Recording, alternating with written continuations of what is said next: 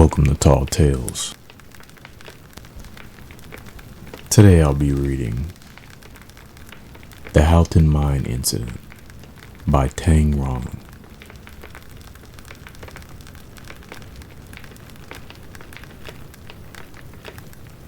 This past weekend, I found a Spectator article from 1955.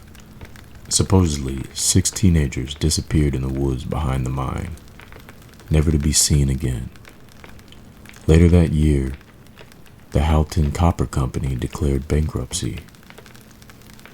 I'm hoping you guys will know something about this mine. Articles, stories, rumors, anything at all. Attached is a copy of Janet's therapy journal I got from the OPP. I don't expect it to be much help, but just in case.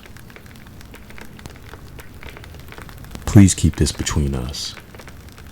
Dr. Anders Svensson, MD. Start of journal. September 23rd, 1988. Sleep, 8 hours. Refreshed. Mood, elated. Anders. I had coffee with Dale.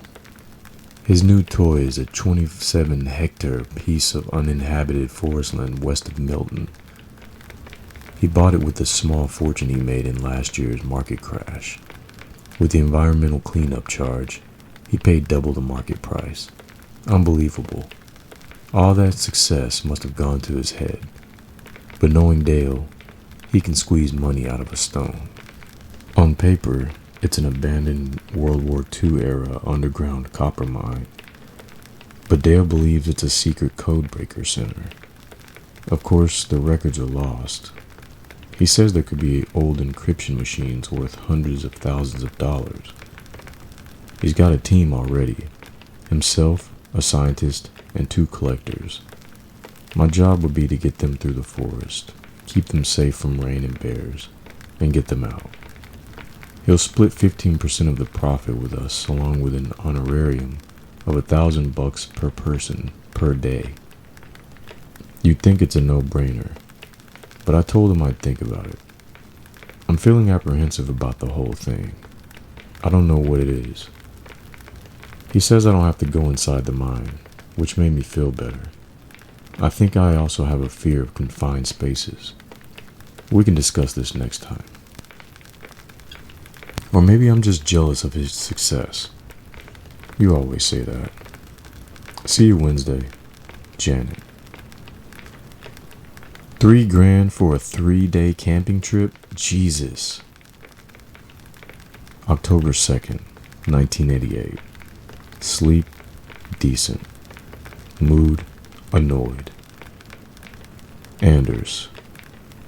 Dale dropped off satellite photos and survey maps of the property. I took your advice to be more prepared and drove out to Halton by myself. Cross my I's and dot my T's, you know? The trailhead is an hour and a half on the 401 from Toronto, then 20 minutes northwest on the gravel road concession Line 9. From there it's supposed to be a day's hike. I'll park the Chevy off the shoulder. The trail is passable for stroller carts and 4 city slickers. It must have been later than I thought because it got quite dark on the trail. The dim light and chill made me feel uneasy for a little while. Gave me the creeps. I had to take a few minutes to collect myself. Once the sun came out again, I realized I was being ridiculous. But it's not unreasonable to be a bit afraid. Since I was alone. See, I'm learning to identify emotional reasoning. It took me only 2 hours to reach the property line, and another half hour to the mine. Dale's survey map was good for nothing. I did some bushwhacking and forded a tiny creek, but it was mostly flat walking. If you're wondering what a copper mine looks like, it's a square concrete tunnel sticking out of the side of a mountain. That plus rusty doors. Living in the city has made me afraid of the woods. That's so silly, right? I'll schedule a session with you this weekend. October 21st, 1988. Sleep, 7.5 hours plus coffee. Mood, tired. Uneventful hike. We made camp by 4 p.m. at the entrance. I'm sitting by the spotlight in my tent as I write this. The tarps kept the drizzle out as we cooked. We ate low-fat KD with bacon and fresh fruit for dessert. Dale's chipper today. John and his wife Mary, the collectors, went around the entrance with a metal detector. They said any coins from the 40s could be worth quite a bit. They're really into this trip. The scientist, Shinny Leon, is a bit of an old conspiracy nut. He's the one that convinced Dale that the mine isn't a mine. Gave me some long-winded story about how his uncle had liaised Hong Kong with Bletchley Park. He overheard the name of this place. Sounds like anxious paranoia, right? I'll give him your number. Tomorrow, they'll go in and catalog all the stuff. I brought everyone walkie-talkies just in case. Last time the doors were chained shut, so I packed bolt cutters. You're right, being prepared helps a lot. October 22nd, 1988. Sleep, 6 hours. Mood, uneasy. Just got a ping from Dale to come quickly. He found the room and he needs the second cart. He says it's not a codebreaker center, but a neutrino observatory. I told him to come and get the damn thing himself, and we argued over the walkie-talkie. You will ask me why I argued.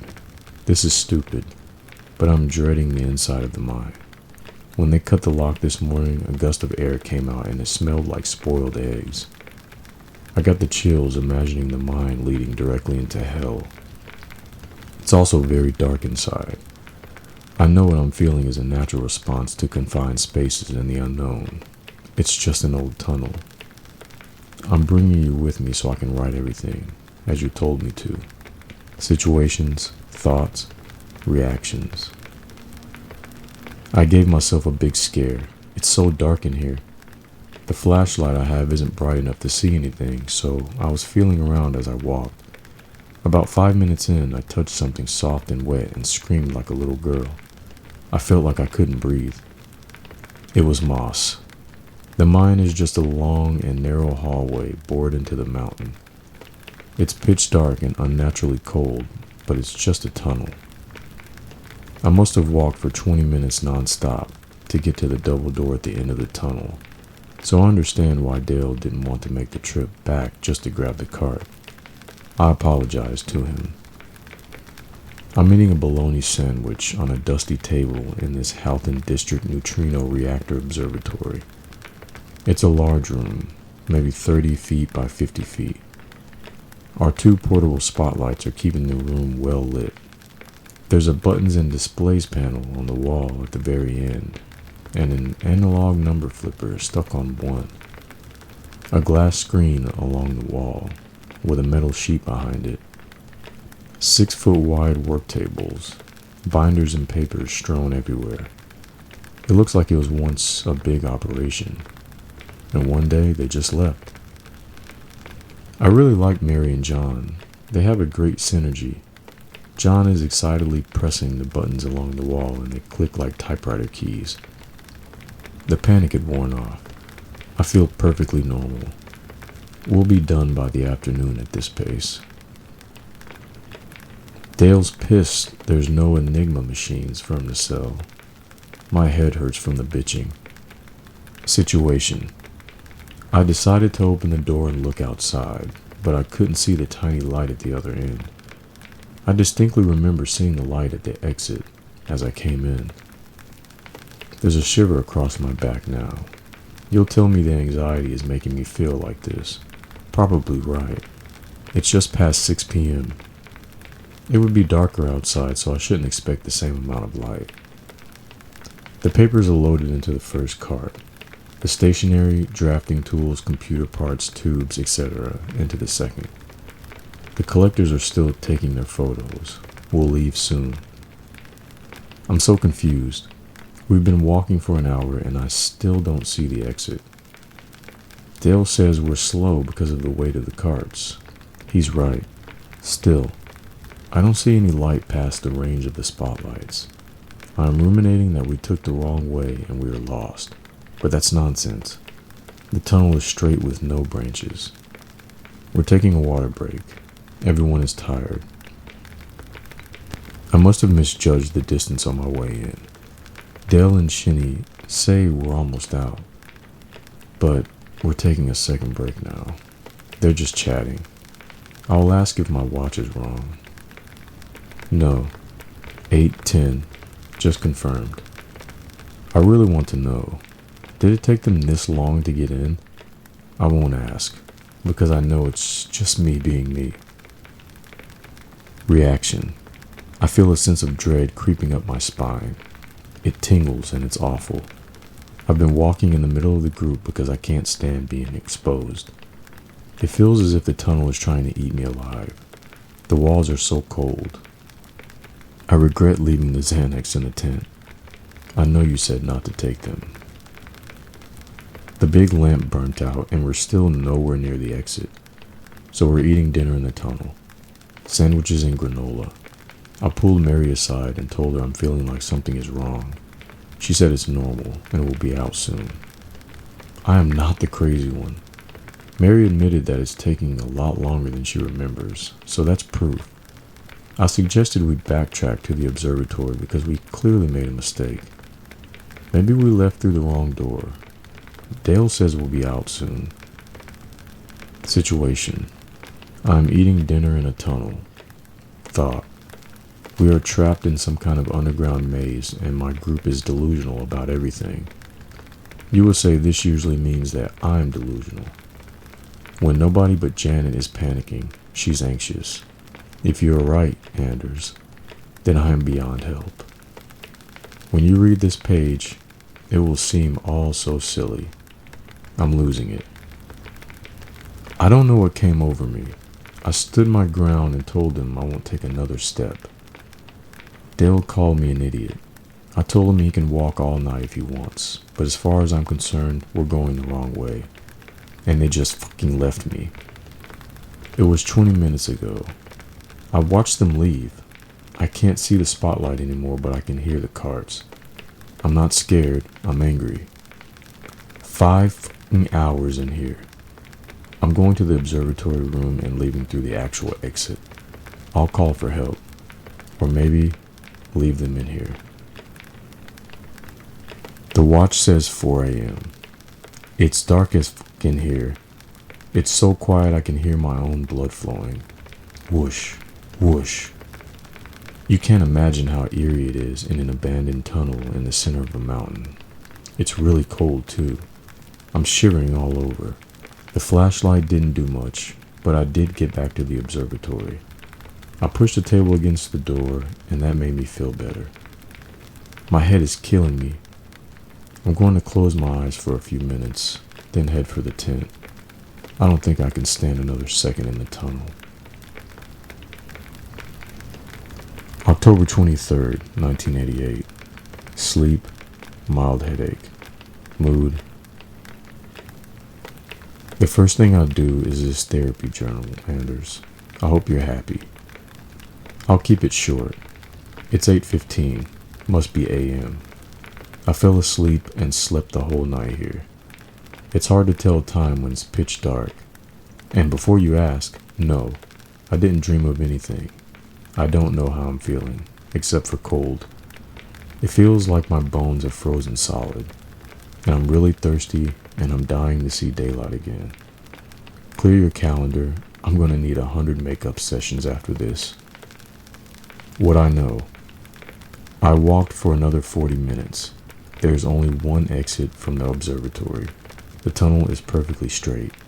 It took less than half an hour to get here. A tunnel does not magically get longer. What I don't know. Did we go through a branch in the tunnel? Did I misremember the distance? It should be a sunny day, so where the hell is the light? I'm not hallucinating. I can operate the flashlight. I can see my hands. I can touch the cold, damp wall. I can see and hear the ticking of the second hand of my watch. I'm not anxious. Not having a panic attack right now. I think I had a panic attack last night when I left the group. God damn it, Janet. Again with this shit. I must have remembered the distance on the way in. It's okay. Search and rescue is coming any minute now. What do I say when I see Dale? Sorry for yelling at you, Dale. Now pay me. Stupid, stupid. Tripped and broke my fucking watch. RIP at 9:35. That means 3 more hours to go. They wouldn't have search and rescue this quickly since there's no cellular reception out here. They had to hike all the way back to the road, which takes a day. On the bright side, flashlight still works. Get it? I have a major headache out of nowhere. Flashlight is really dim, so I've been saving it for the journal. Yes, I'm this invested in our therapy plan. You can write a paper about me later. Situation. Haven't eaten or drunk anything since last night. Still stuck in a tunnel. Thought. So dark and so quiet. Sometimes I hear groundwater flowing and I think they're whispers. Reaction. Keep walking. October blank 1988. Sleep. Mood. I don't know what's going on. I must have passed out. The watch says 11:35. I remember breaking it, but it's moving and ticking. I know I imagine the whispers because I don't hear them anymore. It's another panic attack. I'll take 5 Xanax when I get out, so if I forget anything that happened, refer to this damn journal. Now that I'm more awake, I think it was all a fucking dream. I fell asleep in the tunnel because I've slept like shit since Thursday. I dreamt of walking up to the observatory. Yes, Anders, I am really fucked up. My head hurts so much, but I should get going. I can finally see the exit. Literally as I remembered it. A little pinky-sized circle of light. What was that? 20 minutes? I'm exhausted. Just gonna close my eyes and sit for a bit. Fuck. No more flashlight. I write big so you can see. Almost there. Just needed a break. I hear voices. Maybe footsteps. Search and rescue? They're whispering my name. It's just a hallucination. A panic attack. No. No. No. No. They're touching me. Something grabbed my arm. They're not people. Stop. It's not real. It's not real. End of journal.